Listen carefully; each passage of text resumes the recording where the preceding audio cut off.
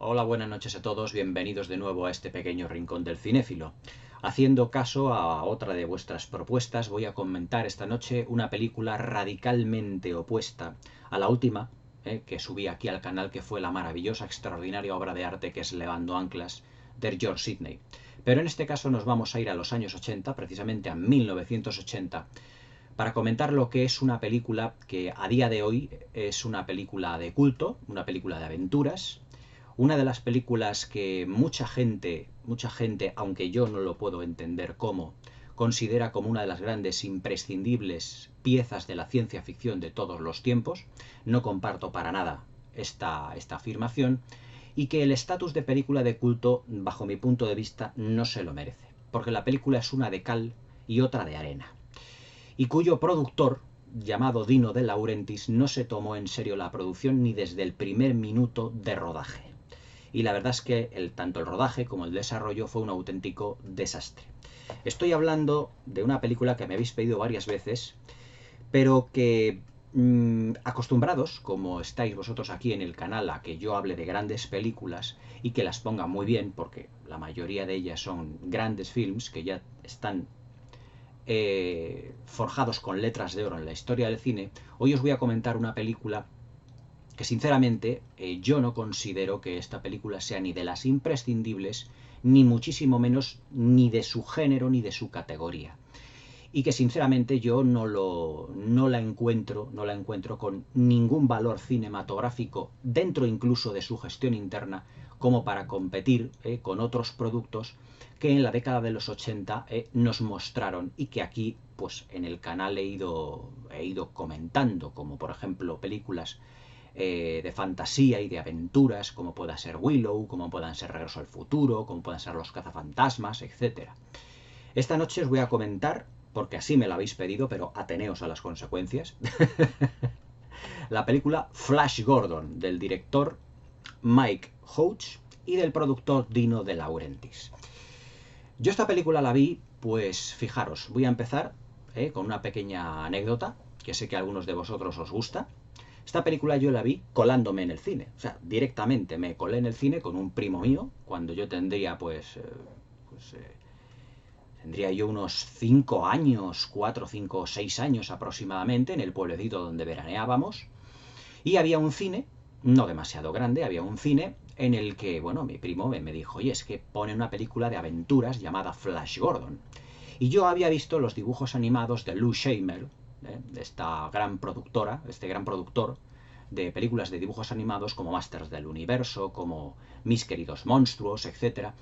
Y había visto la serie de televisión y era realmente fantástica, la serie de televisión de Flash Gordon, donde aparecen pues todos los personajes del famoso cómic escrito por Alexander Raymond. A mí me encantaban las películas de dibujos animados, los capítulos de Flash Gordon, y evidentemente pues la película tendría que ser algo fantástico después de no haber visto, pero después de haber oído hablar de la Guerra de las Galaxias, de encuentros en la tercera fase, etcétera, etcétera. Pero yo pillé la película desde el principio, mi primo y yo nos quedamos sentados no en una butaca, porque claro, no, entonces había un acomodador y le esquivamos como pudimos. Y nos pusimos en un rincón, porque claro, la sala estaba ya a oscuras, la película estaba empezada, y la película la empezamos pues justamente en el momento en el que el príncipe Barin y Flash Gordon están en una de las lunas de Mongo, a la que pertenece el príncipe Barin, con la prueba en el que Flash Gordon tiene que meter la mano por ese tronco para que no le pique lo que es el escorpión, ese que hay con el aguijón, que le puede dar un veneno prácticamente mortal. A partir de ahí vi la película. Cuando yo salí del cine, cuando salimos del cine ya de los últimos, porque esperamos mi primo y yo a que se fueran todas las personas del cine, pues prácticamente ya entre la multitud pues ya el acomodador pues ya ni se acordaba de toda la gente que había evidentemente acomodado, ni muchísimo menos. Pues la verdad es que yo me llevé, pues teniendo 5 o 6 años, una sensación como muy agridulce. No sabía lo que había visto, y lo que había visto me parecía que no tenía ni pies ni cabeza. Y también mi primo salió pues con una expresión un tanto extraña. Mi primo era un año y medio más que yo, tendría pues 7 años, casi a 8 años, y la verdad es que no nos gustó demasiado la película. Posteriormente la pusieron en televisión española años después, yo ya tenía ya pues 13, 14 años, y la verdad es que quería revivir yo, o sea, aquella experiencia que había visto en el cine. Y la verdad es que me pareció una película de factura excesivamente simple, muy sencilla, creo que fue en el año 91, 92 cuando la vi, extremadamente sencilla, simple, de un argumento bastante irrisorio y con unos toques de parodia y de comedia que realmente no funcionaban en absoluto. Ahora es así, el diseño de producción, la banda sonora, lo que son los decorados, eso era realmente extraordinario, fantástico y muy bueno, exceptuando los efectos visuales que parecían que estábamos ante una película más de los años 40 o de los años 30 o de los años 50, más que de una película de los años 80, ya que los efectos especiales parecen en esta película que estaban diseñados prácticamente como en el garaje de tu casa, o sea, como en una habitación con unas maquetas realmente simples que se nota a la legua que eran maquetas. Y yo la vi una producción sumamente deficiente en todo momento. Y cuando salió en VHS yo no me la compré. Ahora, pues bueno, ya un poco más de mayor he querido darle una nueva oportunidad y me la compré en DVD, del estudio Canal que la sacó.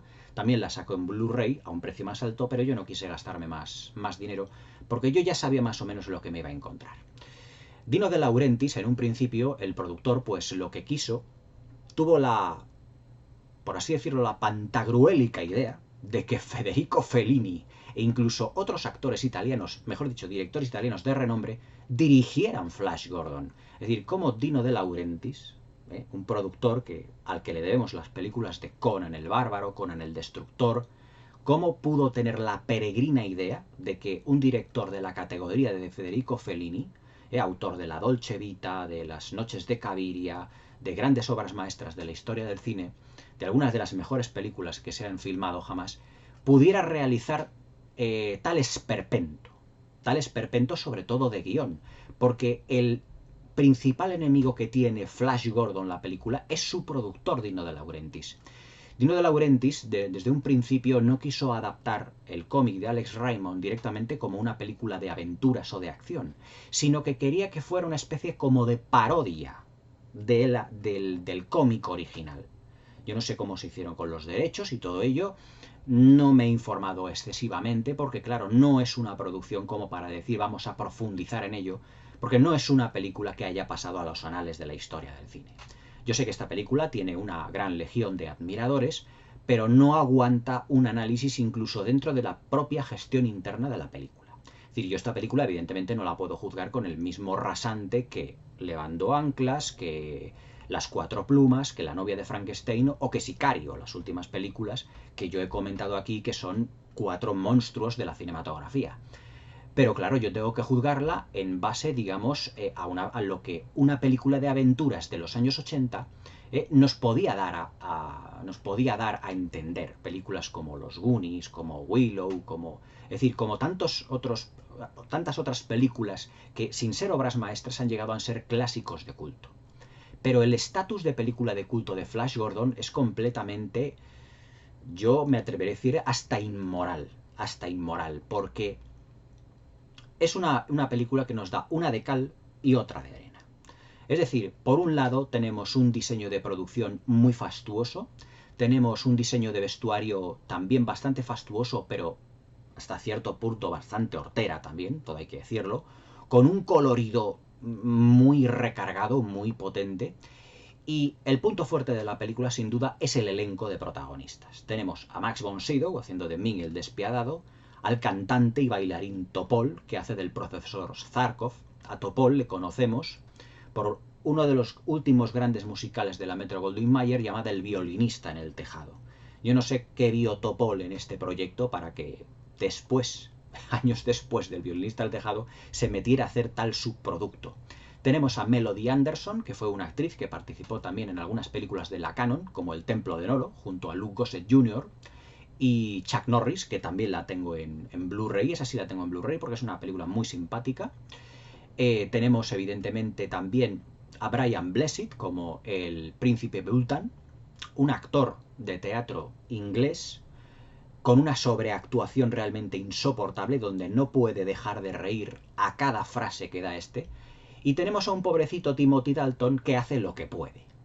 Pero sobre todo tenemos a el sex symbol que en aquella época era del cine italiano, dentro de los años 70 y los años 80, que fue Ornella Muti. Es decir, en un principio teníamos realmente a un elenco de protagonistas fantástico. Pero el protagonista de la película, el propio Flash Gordon, interpretado por Sam Jones, que era prácticamente un novato, fue su interpretación tan sumamente, digamos, mala, como hay que decirlo, que fue doblado en la mayoría de secuencias que tiene la película. Es decir, Sam Jones era una especie, yo le veía como una especie de He-Man descafeinado, pero claro, Sam Jones no tenía nada que ver con Dolph Lundgren. Dolph Lundgren pues es uno de los, no voy a decir una de las grandes estrellas, evidentemente no lo es, pero sí que se le puede catalogar como estrella del cine de acción de las últimas décadas. La filmografía que tiene Dolph Lundgren, pues ya la conocemos, Master del Universo, Red Scorpion, Rocky IV, es decir, tiene una serie de películas, sobre todo la de Rocky IV, en el que él ya ha pasado a la historia del cine con ese papel tan sumamente importante que fue el de Iván Drago. Es decir, Dolph Lundgren haciendo de He-Man no tiene absolutamente, incluso haciendo de He-Man en Master del Universo, parece Orson Welles en Ciudadano Kane comparado con Sam Jones haciendo de Flash Gordon en esta película. Porque si os dais cuenta, las frases que Sam Jones en esta película dice, vamos, las frases, los comentarios que tiene es: únete a mí, lo conseguiremos, no te preocupes, ahora te rescataremos, ahora voy, vamos para allá. Es decir, son prácticamente monosílabos. O sea, es que sus oraciones son tan sumamente... Y además, fijaos lo que tenía que decir, que incluso lo decía mal. O sea, tuvo que ser doblado. Y además fue el propio Sam Jones al que, después de ver la película, de ver la calidad de la película y sobre todo que le habían doblado, pues se negó a hacer unas posibles secuelas. La película pues costó alrededor de 20 millones de dólares, no me acuerdo si fueron 20 o 25 millones de dólares. Fijaos que en 1980 El Imperio Contraataca costó 25 millones de dólares. Estamos hablando de que esta película tuvo casi o prácticamente el mismo presupuesto que El Imperio Contraataca, y fijaos la diferencia de calidad. O sea, hay un abismo, no, hay una galaxia entera de diferencia entre ambas películas de ciencia ficción. Este presupuesto evidentemente fue a los decorados, fue al todo lo que es el elenco. Seguramente Max von Sydow no cobró fácil lo que es su participación. Y la interpretación de Max von Sydow se puede decir que es bastante estática y muy esquemática, pero ya con su sola presencia y con ese arqueo de cejas que tiene, como aquí en la carátula le podemos ver, ya daba suficiente presencia al personaje. Prácticamente tiene muy poca acción el personaje de Max von Sydow, Ming el despiadado, en esta película, porque no es el villano, pero no es el protagonista principal. Pero la verdad es que el nivel interpretativo de esta película realmente, digamos que es para llorar. Es decir, Topol, que había venido de hacer, yo digo, el violinista del tejado, había venido de hacer también una película de James Bond, Solo para tus ojos, pues se metió en esta producción, pero realmente su interpretación como el científico, el doctor Sarkov, un señor que ha sido expulsado de la NASA por creer lo que realmente va a ocurrir. Y es que desde el planeta Mongo, donde vive Ming, ha creado una especie de juguete o de aparato que provoca fenómenos atmosféricos en la Tierra para ir engullendo planetas. Entonces crea un cohete, el profesor Sarkov, y casualidad, aparecen por ahí en una avioneta que se va a estrellar Flash Gordon, que es un personaje que es un jugador de fútbol americano, y una periodista llamada Dale Arden. Y entre ellos surge un romance, pero surge un romance como de una secuencia a otra. O sea, está realmente con una narrativa contada, lo que es el romance, paupérrima. Paupérrima. Es decir, por ejemplo, en la película Master del Universo teníamos a los dos chicos terrestres, pero se veía que tenían cierta química entre ellos. Aquí no hay química ni entre Melody Anderson ni entre Sam Jones. Es decir, todo está como muy forzado. La secuencia en donde entran con el avión y se estrellan directamente al lado del cohete del profesor Sarkov tiene unos efectos especiales que se notan que son maqueta.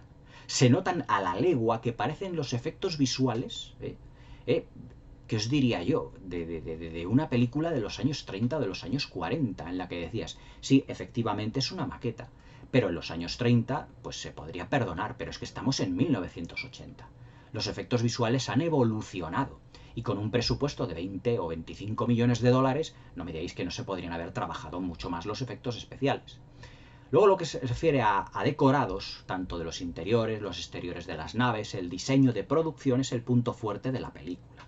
Es decir, aquí es donde el presupuesto se fue realmente ya más desorbitado, porque tenemos un diseño de producción muy similar al que en una producción de Roger Vadim del 68 se llamó Barbarella, la Venus del espacio. Es más, Flash Gordon, en su adaptación cinematográfica, bebe mucho de Barbarella, pero es que Barbarella también era una producción de Dino De Laurentiis. O sea, siempre el productor anda aquí aportando su granito de arena, aunque yo no entiendo cómo 2 años después nos pudo regalar una obra maestra como Conan el Bárbaro y 2 años antes un subproducto tan sumamente terrible como es Flash Gordon. Señalando los escasos puntos buenos que tiene esta película, evidentemente hay que señalar lo que es la banda sonora de Queen. La banda sonora de Queen de Flash, el salvador del universo, que está continuamente sonando en todo el film, la verdad es que le dio un plus de categoría a la película. Pero tampoco excesivamente, porque yo creo que ni Freddie Mercury ni el grupo Queen se esforzaron demasiado en la creación de lo que iba a ser una película realmente que se olía el fracaso comercial a la legua. Es más, Dino De Laurentiis forzó al guionista que fuera una parodia. Hay una secuencia que es realmente de vergüenza ajena, que es cuando se marca Flash Gordon en la sala del trono, por así llamarlo, de Ming, el despiadado, una especie como de partido de fútbol americano improvisado con los soldados que pretenden cogerle. Y aparece Melody Anderson como si fuera una animadora, como si fuera una Starlighter de estas, una animadora de los descansos de los equipos, de los partidos de rugby, de fútbol americano, pues como una animadora más, pero lo único que le falta son los pompones, diciendo, venga Flash, ánimo. O sea, es una situación completamente irrisoria. Luego los personajes no están muy bien definidos y sinceramente la película no termina de cuajar en muchísimos momentos. Hay secuencias, hay escenas, hay efectos especiales que son realmente dignos de muchas décadas anteriores. Es más, todo lo que se refiere al nivel interpretativo, argumental y todo eso, Mike Hodge, si ya el productor Dino De Laurentiis no se tomó en serio la producción, el director muchísimo menos. Es decir, si yo tuviera que evaluar esta película a nivel global, no creo que le diese pues prácticamente casi ni un aprobado raspado. Es decir, ni un 5 pelado. Se quedaría a las puertas, porque tiene ideas muy interesantes que podrían haber desarrollado. Por ejemplo, el diseño de todo lo que es el castillo, la fortaleza de Ming, el despiadado, es fantástica. El diseño de vestuario tiene un protagonismo por sí mismo que, aun siendo muy hortera y muy colorista, es muy vanguardista para la época. No se había visto en el cine nada parecido en lo que a diseño de vestuario, que no tiene, absolutamente nada que ver con el que vimos en los cómics o incluso en la serie de los años 70. Es decir, es un vestuario llevado a la exageración en todo su esplendor, realmente exagerado. Pero bueno, tenemos una película de aventuras en el que pues no faltan pues los combates aéreos, la unión de una serie de pueblos como son el príncipe Barin y el príncipe Bultan, que se unen precisamente junto a Flash Gordon para combatir a Ming el despiadado. Es decir, tenemos una serie de elementos muy de película de aventuras. Es muy chocante, por ejemplo, la secuencia en la que dice Ornella Muti, la hija de Ming, le dice a su padre, mira, padre, le sale agua de los ojos. Y dice Ming, es lo que los humanos llaman llorar, un signo de debilidad. Y ella, que se enamora profundamente de Flash Gordon, cuando es descubierta como traidora por haberle soltado y por haberla dejado que se fuera a las lunas de Mongo, precisamente ella se lo lleva, la atrapan y la están flagelando y ella es la que llora también realmente. O sea, ni siquiera habían sufrido el dolor. Luego los personajes que tenemos, los llamados, ¿cómo los llamaría yo? Los Stormtroopers, pero de Flash Gordon, son prácticamente tan inútiles como los de la Guerra de las Galaxias. Es decir, ellos disparan a todas partes, pero nunca dan a su objetivo. Ni siquiera a una periodista que no sabe manejar ni un fusil. Pero eso sí, ella realmente se defiende de una manera extraordinaria. Es decir, Flash Gordon, así en líneas generales, es una película que ha pasado el tiempo y que la ha tratado muy duramente. Muy duramente porque hoy en día yo por lo menos la veo un producto muy plano, un producto, mejor dicho, un subproducto, ya casi no de serie B, tiene rasgos incluso de serie Z, y que realmente no merece el estatus de película de culto. Si vosotros me decís que Blade Runner es una película de culto, lo entiendo. Le pasó algo muy similar al rodaje de la película de Flash Gordon. Es decir, Blade Runner tuvo un rodaje muy difícil. Ridley Scott fue despedido, si mal no recuerdo, mitad del rodaje, luego fue readmitido, la serie de montajes que tuvo una producción muy difícil, pero el resultado fue una obra maestra. Y que realmente se consagró como película de culto y que además hoy en día tiene una importancia vital dentro de lo que es la historia del cine. Pero es que Flash Gordon, el problema que tiene es que también teniendo problemas de producción, no llegó ni muchísimo menos a una categoría, o no debería haber llegado a una categoría de culto. Blade Runner sí es una película de culto. Flash Gordon no merece esa categoría, porque aunque sea una película de aventuras y una película simpática y sencilla, realmente hay secuencias que insultan la inteligencia del espectador. Es decir, que un protagonista se dedique durante toda la película a soltar prácticamente frases compuestas por 4 o 5 palabras, no lo puedo calificar de protagonista, tampoco. Los decorados sí son ampulosos, ya os digo, el vestuario, el diseño de producción, la dirección artística, pero la deficiencia en los efectos visuales, el nivel interpretativo sobreactuado de Topol, de Brian Blessed, que hace del príncipe Vulcan, que a cada comentario que hace suelta una risotada, venga o no a cuento. La verdad es que tiene secuencias que dan vergüenza ajena hoy en día. O sea, hoy en día estamos acostumbrados a una serie de películas que, bueno, siguen un poco la estela de Flash Gordon en lo que a humor se refiere. Por ejemplo, muchas de las últimas producciones de Marvel han utilizado el humor como catalizador dentro del género de aventuras, con mayor o menor fortuna, pero es que Flash Gordon está muy por debajo de esas producciones.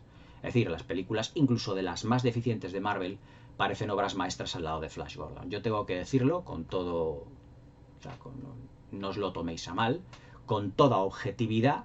Si yo tuviese que ser más subjetivo, diría, pues es una película de mi niñez que disfruté, una película de aventuras estupenda, que vais a pasar muy buenos ratos. Pero yo ya tengo 43 años, yo veo ya el cine de otra manera y claro, Flash Gordon es una película que hay que ver sí o sí con los ojos de un niño de 5, 6 o 7 años, no más. No más. Porque incluso un chaval de 10, 12 años hoy en día esto le parecería realmente un gran bodrio. Todo hay que decirlo.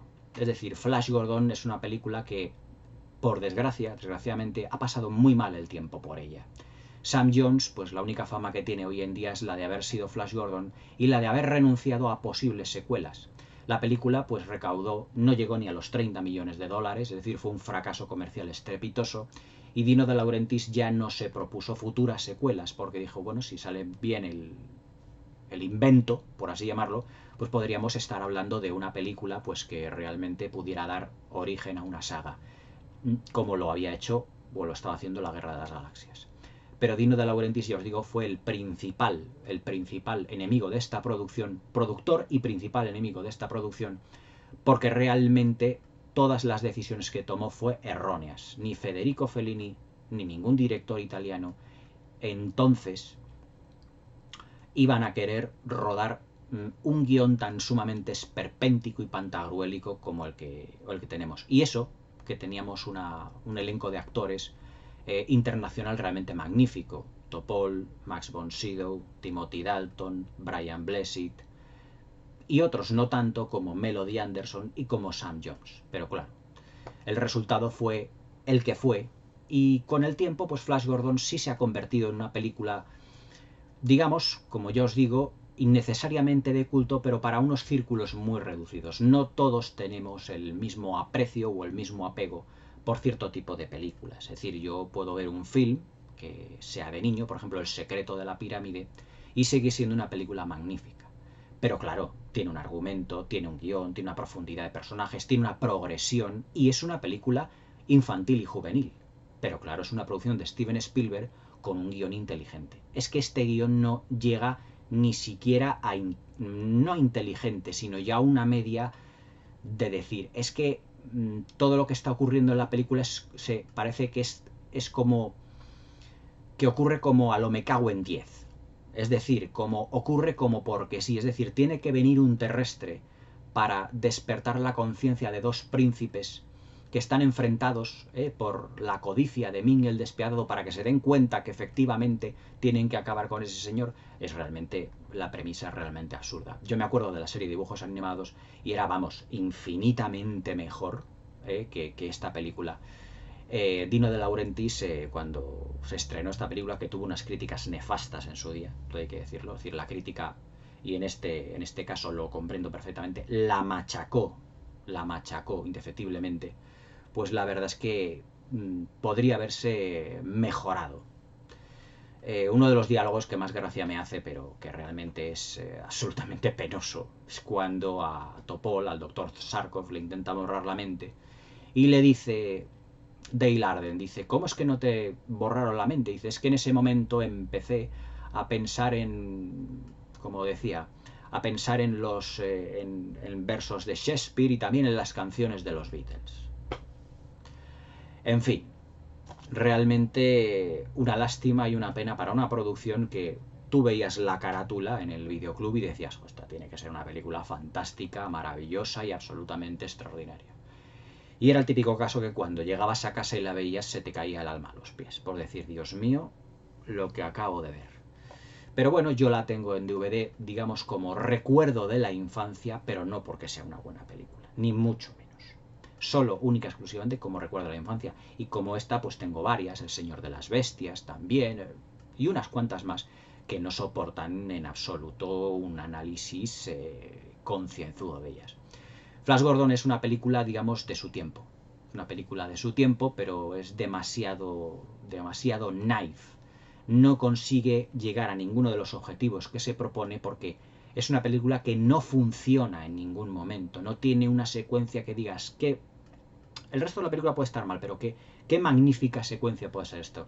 Los combates entre Flash Gordon, entre el príncipe Barin, están excesivamente esquematizados, rodados con una planificación, digamos, muy escueta. O sea, toda la producción, y eso que costó más de 20 millones de dólares, realmente es para darle un buen tirón de oreja a Dino De Laurentiis. Para terminar os diré que, bueno, para todos aquellos que vivieseis de los de mi generación, si queréis ver pues una película de sábado por la tarde sin pretensiones, pero que realmente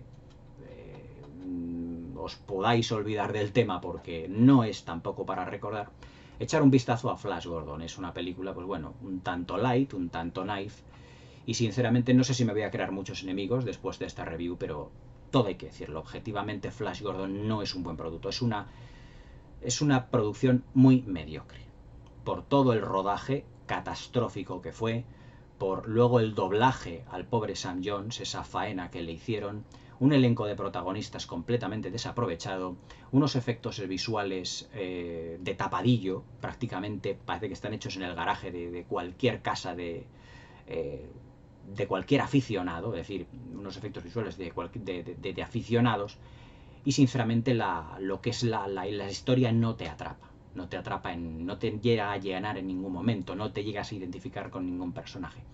Los puntos a destacar, si pudiera destacar, serían la dirección artística, el vestuario y la banda sonora de Queen. Evidentemente los 3 puntos, pero son insuficientes, claramente insuficientes, para llenar, digamos, una producción de 20 millones de dólares. Yo creo que Dino De Laurentiis se tendría que haber escondido en el último lugar del mundo o del universo, haberse exiliado al planeta Mungo, Dino De Laurentiis, para que no le lloviesen lo que le llovió de críticas por parte de los críticos especializados y del público cuando se estrenó esta película. Una auténtica lástima de producción. Pero bueno, esta es mi opinión. Siento mucho para todos aquellos que guste Flash Gordon, pero esta película no aguanta un análisis ni siquiera dentro del género en donde está inmerso. Una lástima. Flash Gordon de 1980, producida por Dino De Laurentiis y con un pobrecito Sam Jones que hizo lo que pudo. Hasta mañana.